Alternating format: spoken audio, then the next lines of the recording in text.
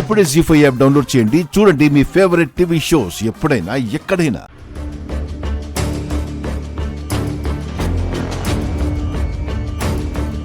బంగారం, ఆ అవని వాళ్ళు మనల్ని ఇక్కడ చూశారంటే అనుమానం వస్తుంది. వెళ్ళిపోదాం పదా. నర్స్ కండిషన్ ఏంటో తెలియకుండా ఎలా వెళ్ళిపోతాం? మరి కాసేపు వెయిట్ చేద్దాం, ఉండు. ఎందుకంటే అది బ్రతికిందంటే అవ్వనికి నిజం తెలుస్తుంది. నా వలన తన కూతురు చనిపోయిందన్న వార్తను వినగానే నన్ను చంపడానికి వచ్చినా వస్తుంది. అవ్వనికి అంత అవకాశం ఇవ్వకూడదు.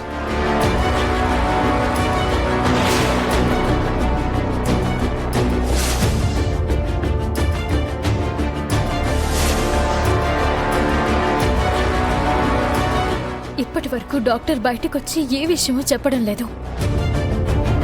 తన పరిస్థితి ఏంటో అర్థం కావడం లేదు.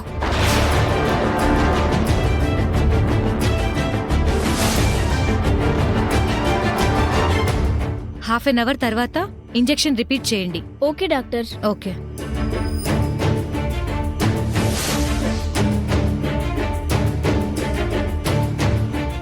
డాక్టర్, తన కండిషన్ ఎలా ఉంది?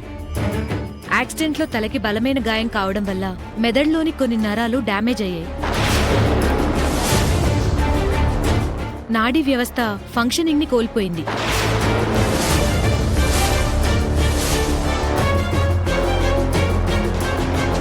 అందువలన తనింకా స్పృహలోకి రావడం లేదు.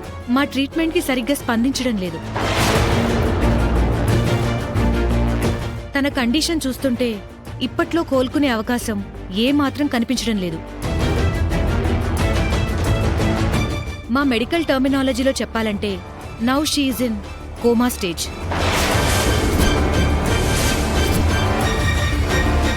రేర్ కేసెస్లో కోమా పేషెంట్స్ క్యూర్ అవుతారు.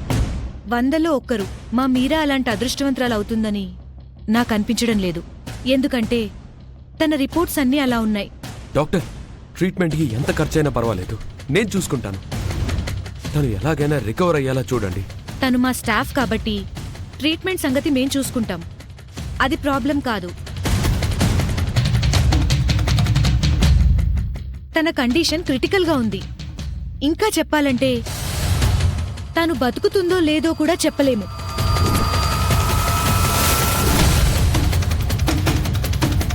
ఇంకా తన అదృష్టం ఎలా ఉందో చూడాలి. తన గురించి ఇలాంటి మాటల్ని వినాల్సి వస్తుందని అనుకోలేదు. జరిగింది నార్మల్ యాక్సిడెంటో ఎవరైనా వాంటెడ్లీ చేశారో కూడా తెలియటం లేదు. ఈ విషయం వెంటనే తన ఫ్యామిలీ మెంబర్స్ కి ఇన్ఫార్మ్ చేయండి. ఆల్రెడీ చేయడం జరిగింది. వాళ్ళు బయలుదేరారు. ఇక మీరు వెళ్ళిపోవచ్చు. లోపలికి వెళ్ళి చూడొచ్చా డాక్టర్? వెళ్ళండి.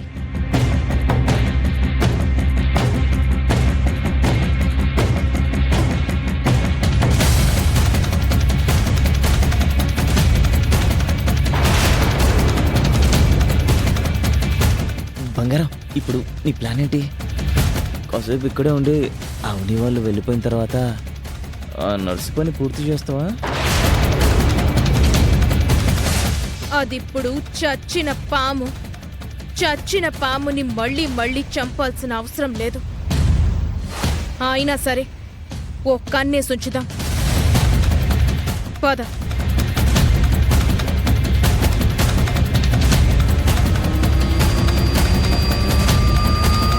అమ్మయ్యా.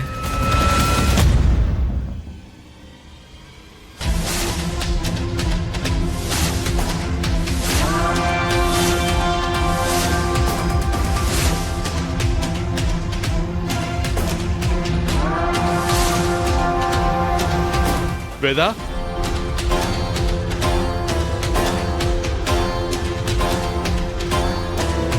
ఏమండి?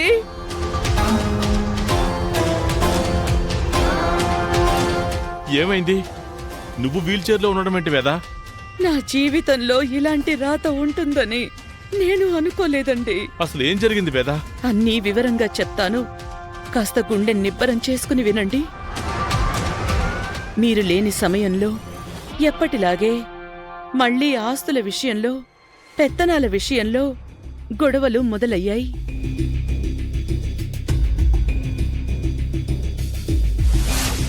అందులో డాక్యుమెంట్స్తో పాటు మా వాటాలకు సంబంధించిన అగ్రిమెంట్స్ కూడా తయారు చేయించాను.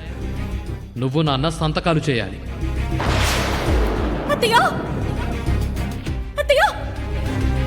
మా ప్రయత్నం మేం చేస్తున్నాం. రిస్క్ ఫ్యాక్టర్ ఎక్కువగా కనబడుతోంది. ఆ తర్వాత మీ లక్ ఆమె లక్ మీదే ఆధారపడుంది. నీకు ఇలాంటి పరిస్థితి రావడం బాధగా ఉంది. అయినా ఇదంతా జరిగి చాలా రోజులైనా కూడా నాతో ఈ విషయాలు ఎందుకు చెప్పలేదు? చెప్పండి అత్తయ్య గారు అని 1-2 సార్లు నేను అన్నాను మావయ్య గారు. అత్తయ్య గారే వద్దన్నారు.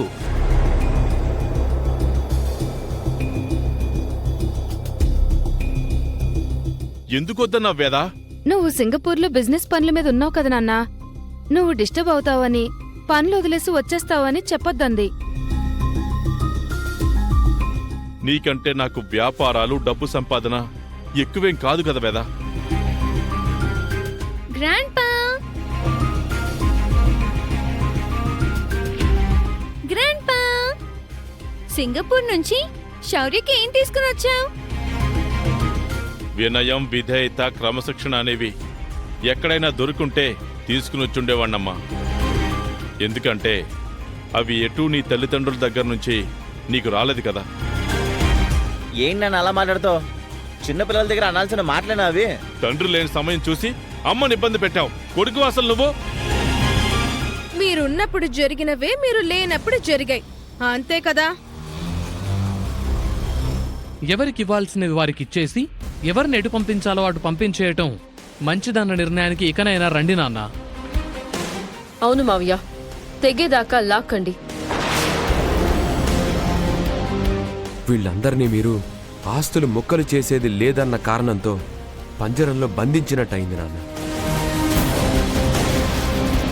ఆస్తులు రాసిచ్చేస్తే స్వేచ్ఛగా బయటకి ఎగిరిపోదామని అనుకుంటున్నాను. ఏంట్రా అలాంటి కోరిక నీకు లేదా?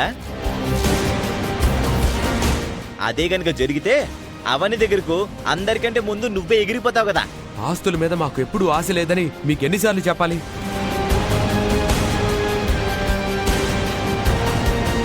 ఇంకా మీ బుద్ధులు మారవరా? ఏమండి, ఆ విషయాలు వదిలేయండి. చివరికి ఎలా జరగాలనుంటే అలా జరుగుతుంది. ముందు మనూరి ఏరువాక జాతర గురించి ఆలోచించండి. అవనిని ప్రసాదం చేయడానికి రమ్మని ప్రతిమాలితే రానని నిర్మోహమాటంగా చెప్పేసింది.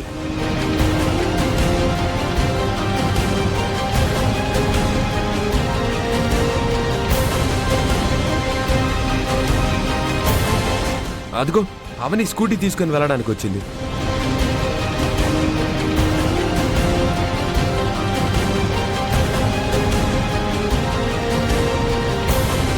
శ్రీకర్, అవని నేను పిలుస్తున్నానని చెప్పి పిలుచుకున్న శ్రీకర్. తనతో నేను మాట్లాడాలి.